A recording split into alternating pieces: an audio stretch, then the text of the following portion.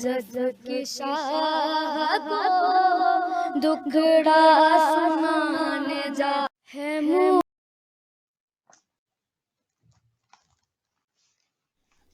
بسم اللہ بسم اللہ الرحمن الرحیم۔ شروع کرتا ہوں اس رب جلیل کے نام سے جو بڑا مہربان اور نہایت رحم کرنے والا ہے۔ تمام مومنین کو میرا سلام عرض ہو۔ آپ سب کو میں بچے میزبان بڑے مہمان کے پروگرام میں خوش آمدید کہتا ہوں، اور خوش قسمتی سے آج ہمارے ساتھ جو شخصیت موجود ہیں، بے شک ایک ہمارے عالم دین، میں پرسنلی ان کا بہت بڑا فین ہوں، میں ان کے ہر مجالس سنتا ہوں۔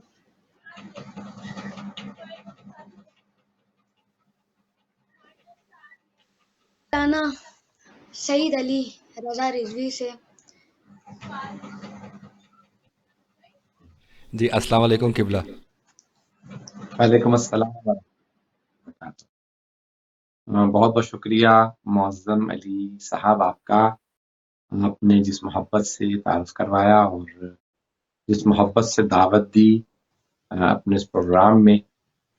میرا یہ پہلا اتفاق ہے اور ظاہراً یہ آپ لوگوں کا بھی پہلا پروگرام ہے۔ پروردگار آپ لوگوں کو سلامت رکھے۔ وفا بتول بہت بہت رضوی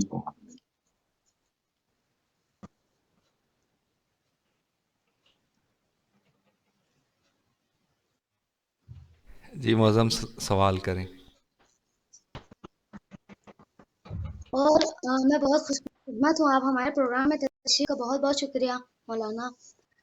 اور آج کا پروگرام ہم شروع کریں گے۔ آج میرے ساتھ موجود ہیں میری کو ہوسٹ جناب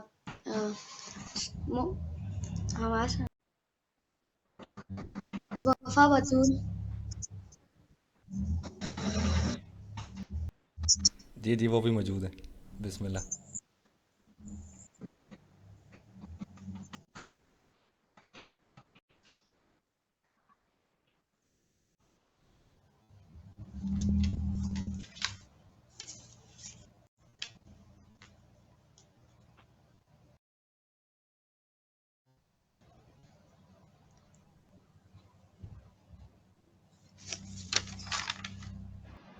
جی قبلہ آپ کو کب سے شوق پیدا ہوا عالم بننے؟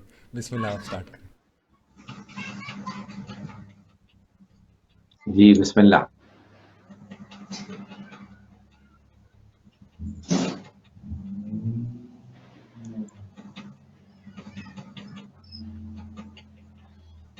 جی میں بات عرض کروں کہ میں یو کے میں زیادہ تر زندگی گزارنے کے بعد یہیں پہ اسکول میں پڑھتا رہا، اور یہاں پہ اسکولنگ کے بعد انگلش مین ہماری زبان رہی، اور گھر میں اردو میں بولتے تھے والدین کے ساتھ، اور بارگاہ وغیرہ جاتے زمانے میں اردو ہی میں صرف مجالس ہوتی تھی۔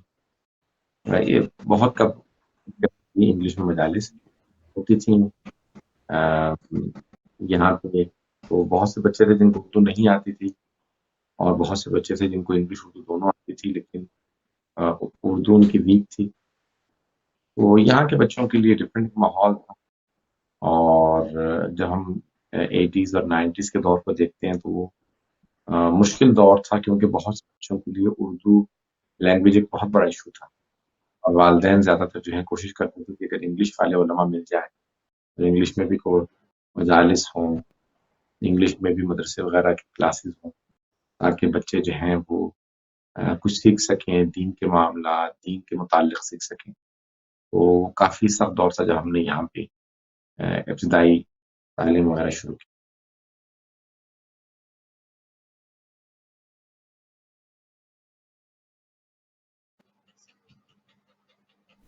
قبلہ وفا کا دوسرا سوال ہے کہ آپ کی کامیابی کے پیچھے کس کا ہاتھ ہے؟ آپ کس کو کریڈٹ دینا چاہیں گے؟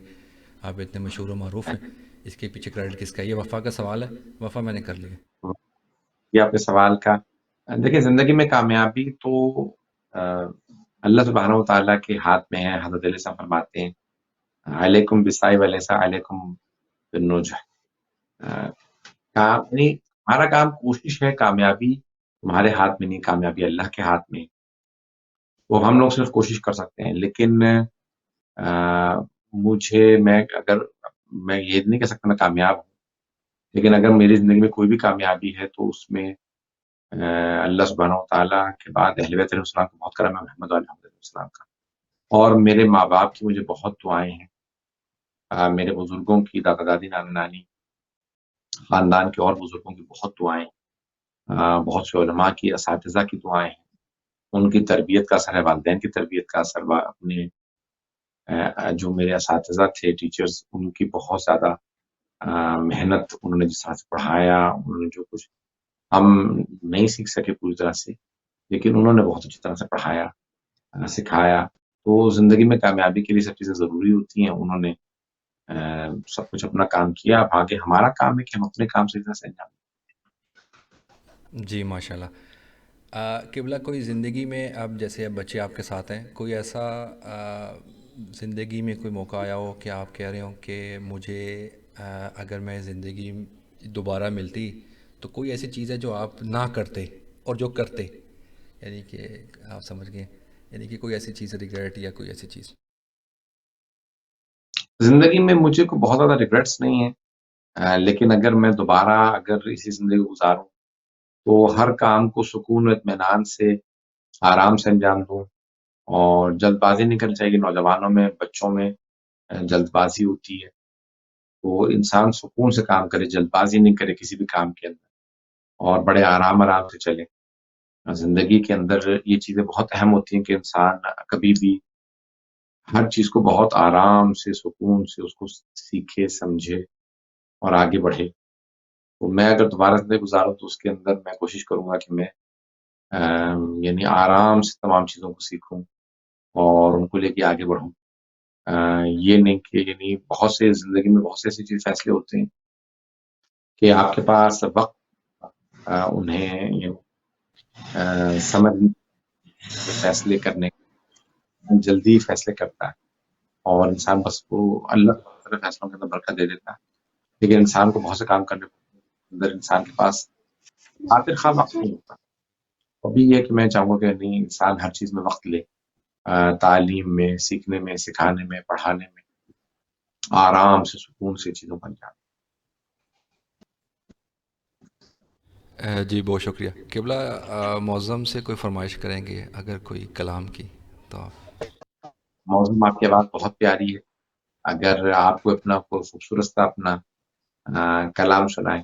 یہ بھی آپ کی آواز سن رہے تھے تو بہت اچھی لگ رہی تھی.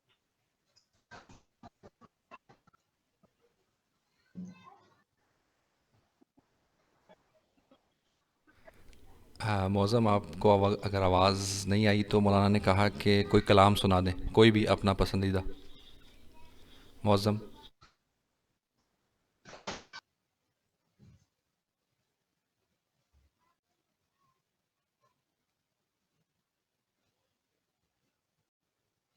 جی اپنا پسندیدہ کلام معظم. موضوع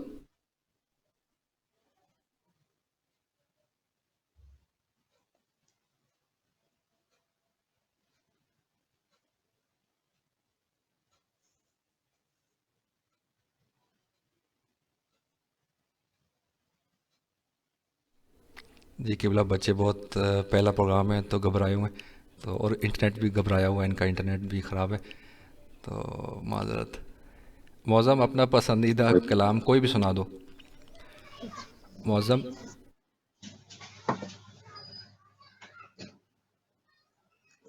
جی بسم اللہ، میں سنانا چاہوں گا، لیکن اس سے پہلے میں آپ سب سے معذرت چاہوں گا کیونکہ ہمارے ناردرن ایریا میں انٹرنیٹ ایشو ہوتا ہے بہت. تو معذرت چاہوں گا مولانا آپ سے اور ذوالفقار ٹی وی سے، کیونکہ میں پروگرام صحیح طرح اٹینڈ نہیں کر پا رہا ہوں. نہیں تو میں صدقے جاؤں، کوئی بات نہیں، اپنا آپ ایک سنائیں کلام میں سنائیں سنانا سنائیں. چاہوں گا پنجابی میں. ایک نعت ہے، میں سنانا چاہوں گا. بسم اللہ الرحمن الرحیم.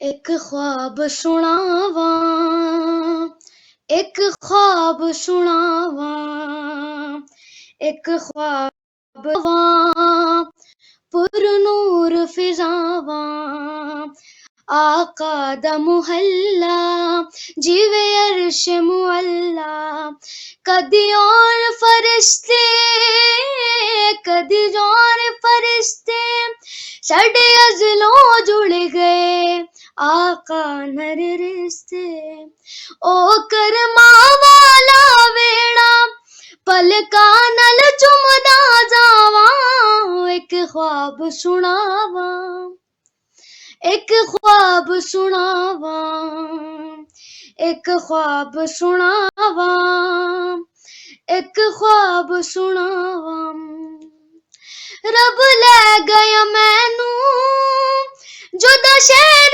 مدینے، ایک حاجی لایا مینوں کٹ کے سینے،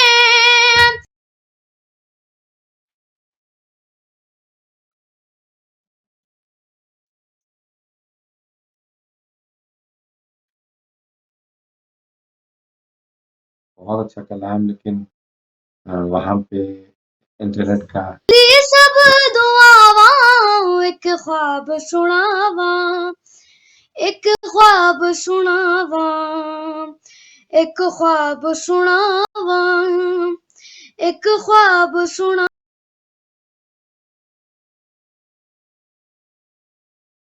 پلکاں دی باری کرے گزارا، اتھے عمر میں ساری کعبے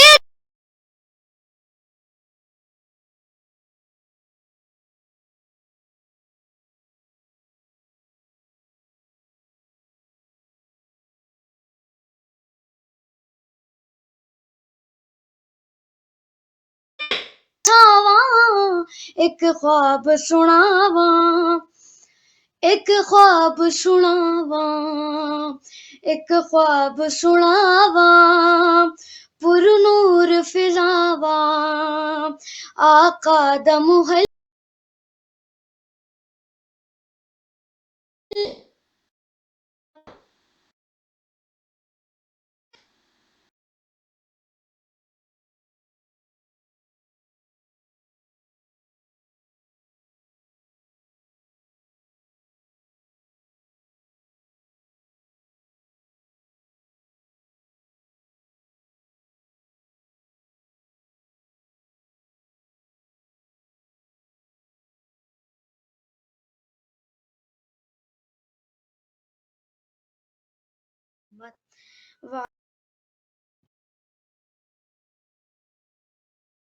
اللہم صلی علی محمد وآل محمد.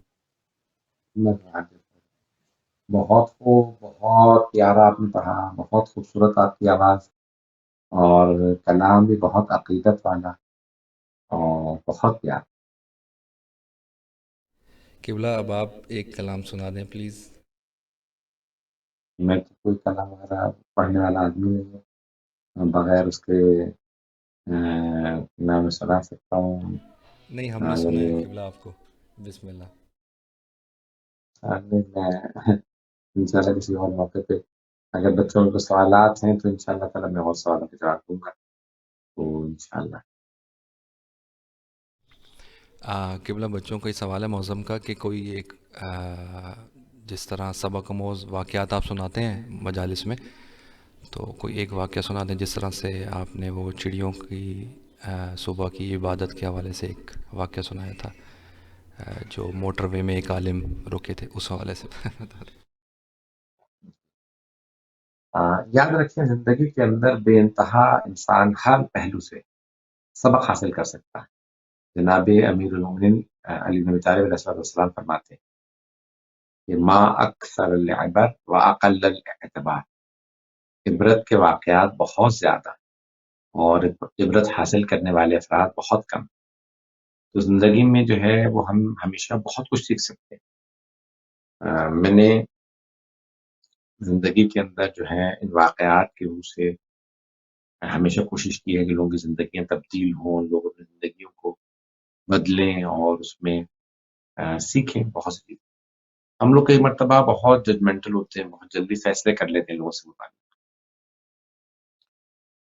ایک والد اپنے بچے کے ساتھ، اپنے بیٹے کے ساتھ، جوان بچہ تھا، نوجوان تھا، جوان تو نہیں تھا، ابھی نوجوان تھا، 14-15 سال کا بچہ تھا، تو وہ اس کو ٹرین سے لے جا رہے تھے۔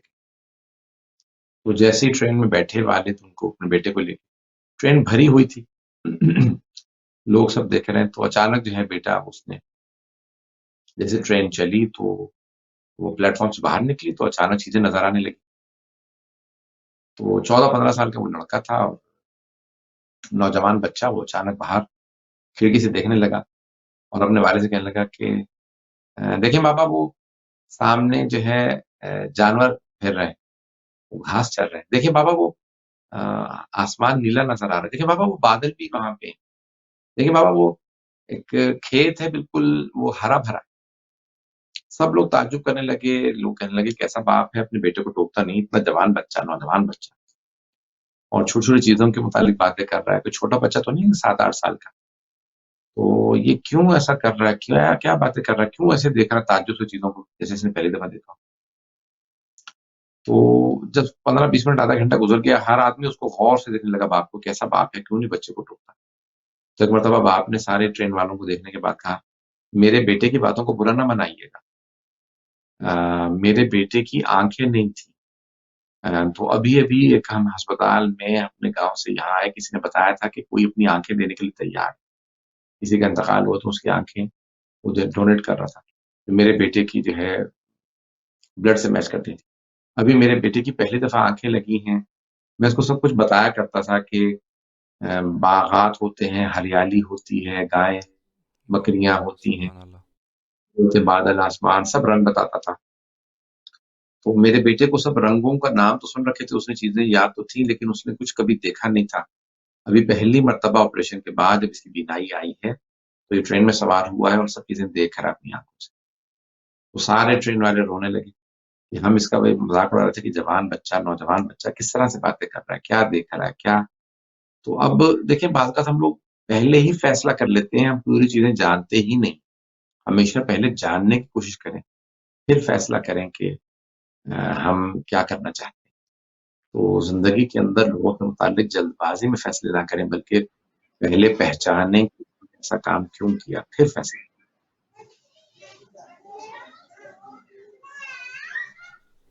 جی ماشاء اللہ، سبحان اللہ، بہت خوب۔ وفا کوئی سوال ہے آپ کے پاس؟ جی ایک سوال آپ سے کرنا چاہوں گی مولانا صاحب، اگر آپ کی اجازت ہو تو۔ جی فرمائیں بیٹا۔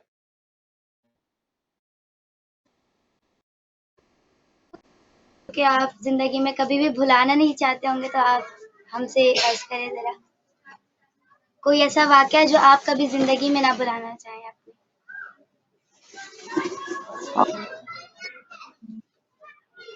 بزرگوں کی بعض چیزیں انسان کو نہ جو بھی انسان نہیں، اور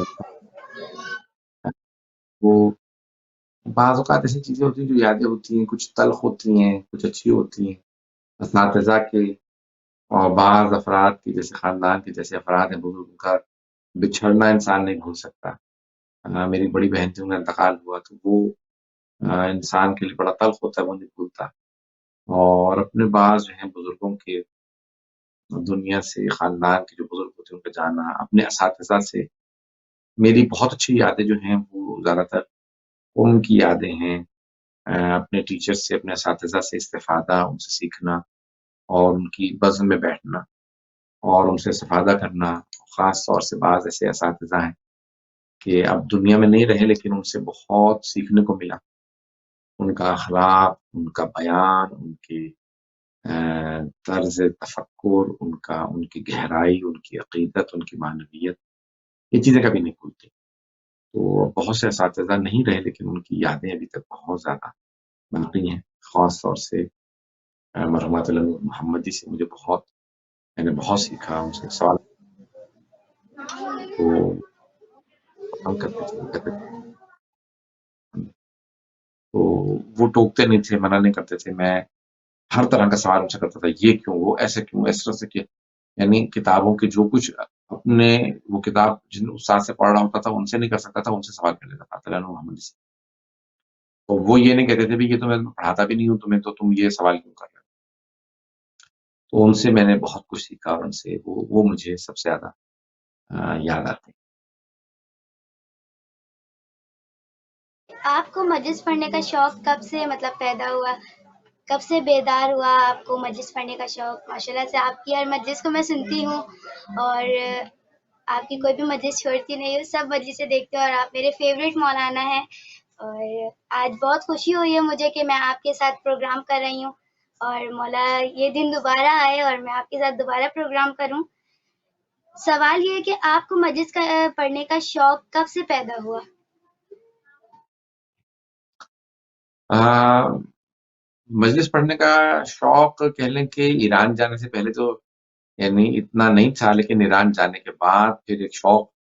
और जब मजालिस पढ़ना शुरू की, पहले क़ौम मजलिस पढ़ी थी, अ, यानी शायद वापस आने के बाद एक शौक जज्बा, उस जमाने में कॉन्फिडेंस इतना नहीं था, लेकिन फिर इंसान जब पढ़ने लगता है तो फिर इंसान के अंदर मैंने 21 साल की एज से पढ़ना शुरू की मजालिस, 21 जब मैं था क़ौम में। और फिर उसके बाद फिर पढ़ता रहा, फिर उसके बाद ऐसा हुआ कि फिर मसरूफियात बढ़ती चली गई, कॉन्फिडेंस भी बढ़ता चला गया। मुतालिया बहुत तैयारी, पहले मैं बहुत ज़्यादा तैयारी करता था, पूरा-पूरा हफ्ता एक मजलिस के लिए तैयारी करता था। अब मौका ही नहीं मिलता तैयारी का, तो लेकिन ये कि फिर भी देखता हूँ कि क्या पढ़ना चाहूँ। तो ख़ास मजालिस की तैयारी ये बहुत ज़रूरी होती है। अभी तक जो मैं सबसे ज़्यादा महसूस करता हूँ ज़रूरत, वो तैयारी की, कि आप अपना मौज़ू जब तैयार करने लगें तो आपको एक यानी जो भी आप मौज़ू लें उसके मुतालिक सोचें, मतालिब तैयार करें, उसमें आयात, अहादीस, वाक़यात, रिवायात, तो अल्फ़ाज़, अंदाज़, बयान, सब चीज़ें उसके लिए बहुत ज़रूरी होती हैं। तैयारी जो है वो सबसे ज़्यादा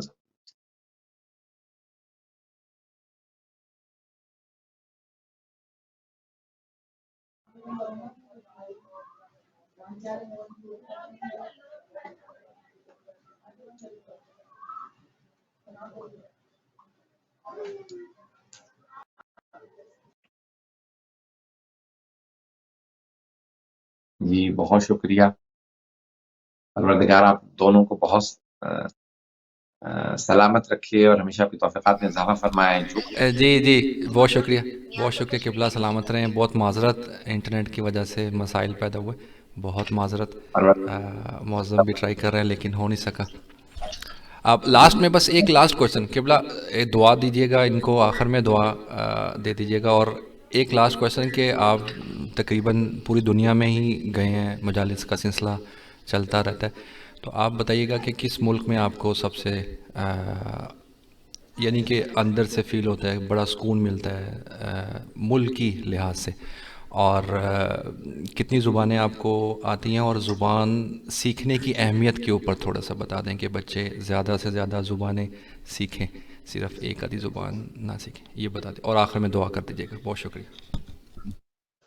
मुल्कों में यानी कह लें सब मुल्क मुझे बहुत ज़्यादा पसंद है, लेकिन जहाँ इंसान रहता है वहाँ पे इंसान को पाकिस्तान से बहुत ज़्यादा, लेकिन ईरान में सब जगह तो नहीं, लेकिन क़ुम बहुत ज़्यादा पसंद है। और सबसे ज़्यादा अगर शहर नजफ़ अशरफ में बहुत दिल लगता है, करबला में, मदीना में। लेकिन अगर एक मुल्क देखें तो कहना मुश्किल होगा कि किसी एक मुल्क के लिए वाबस्तगी, लेकिन बाज़ शहर बहुत ज़्यादा पसंद है। उन शहरों के अंदर रहने का जी करता है, दिल करता है वहीं पे रुक जाऊँ, वहीं पे रहूँ। जैसे क़ुम में, नजफ़ में, यानी इल्मी माहौल भी है और मुक़द्दस माहौल भी है, हरम है, और सीखने बस पढ़ता रहूँ, हरम में बैठा रहूँ, ये बहुत ज़्यादा यही दिल करता है। और सबसे ज़्यादा जो है यही चीज़ें पसंद है। ज़बानें वैसे तो मैं उर्दू, इंग्लिश, फ़ारसी, अरबी, पंजाबी कह लें, ये जो जो ज़बानें आती हैं असल में, क्योंकि अ अ, लाहौर में पैदा हुआ, तो इसलिए पंजाबी भी आती है मुझे। और ज़बानें कुछ आती हैं, जैसे गुजराती समझ लेता हूँ, ज़्यादा बोल नहीं पाता। इसी तरह से थोड़ी बहुत और ज़बानें आती हैं, लेकिन बहुत सी ज़बानें समझ लेता हूँ, लेकिन यानी बोल नहीं पाता बिल्कुल, या बोल लेता हूँ 2-4 जुमले बस ऐसे। तो लेकिन ज़बानें जो हैं जितनी ज़्यादा आती हों उतना अच्छा है, और बचपन में ही इंसान ज़बान जो है अच्छी तरह से सीख पाता है। ये बड़े होने के बाद इंसान के अंदर ज़बान सीखने की सलाहियत कम होती चली जाती है। तो ज़बान सीखने के लिए इंसान को बहुत ज़्यादा मेहनत की ज़रूरत होती है, और इंसान की सलाहियत बढ़ जाती है ज़बान को सीखने से। और में डेवलपमेंट, और आपको किसी कल्चर को, किसी मुआशरे को समझने के लिए उस कौम की, उस मुआशरे की ज़बान सीखना बहुत ज़रूरी है, नहीं तो फिर आप उसको कभी भी नहीं समझ सकते। यानी आप देख के एक हद तक ऑब्ज़र्व कर लेंगे, लेकिन ज़बान से आपको अंदाज़ा होगा उस कौम की, उस कल्चर की, उस सकाफ़त की, उस तहज़ीब को समझने के लिए ज़बान सीखना बहुत ज़रूरी है। नहीं तो आप कभी भी कमा हक़ हू जो है उस मुआशरे को समझ नहीं सकते, उनकी सकाफ़त को नहीं समझ सकते। तो बच्चों को जितनी ज़बानें आती हैं उतना उनके लिए अच्छा है, मुफ़ीद है, ज़िंदगी के अंदर भी और तरक्की के लिए। मैं इख्तिताम पे सिर्फ इतनी कहूँगा कि भी दोनों जो मेरे होस्ट हैं आज के इस प्रोग्राम के, सैयदा बतूल जो हैं, इन्हें भी, और मुअज़्ज़म को भी, वफ़ा बतूल रिज़वी और मुअज़्ज़म अली मिर्ज़ा, दोनों को खुदावंद मुतआल सलामत रखे, खुदा इनकी तौफ़ीक़ात में इज़ाफ़ा फ़रमाए, और खुदा इनको हर कामयाबी नसीब फ़रमाए, इनको मज़ीद तरक्की इनायत फ़रमाए। दोनों बहुत कॉन्फिडेंट और बहुत खुद एतमादी के साथ, मैं जब इस उम्र में मैं इतना कॉन्फिडेंट नहीं था, मैं बहुत शर्मीला था, बहुत सेटबैक, यानी कह लें कि मैं बिल्कुल, मेरे अंदर कॉन्फिडेंस लेवल बहुत लो था। तो मैं वाक़ई इम्प्रेस हुआ दोनों के कॉन्फिडेंस से और दोनों की खुद एतमादी से। खुदा इन दोनों को सलामत रखे, तौफ़ीक़ात में इज़ाफ़ा।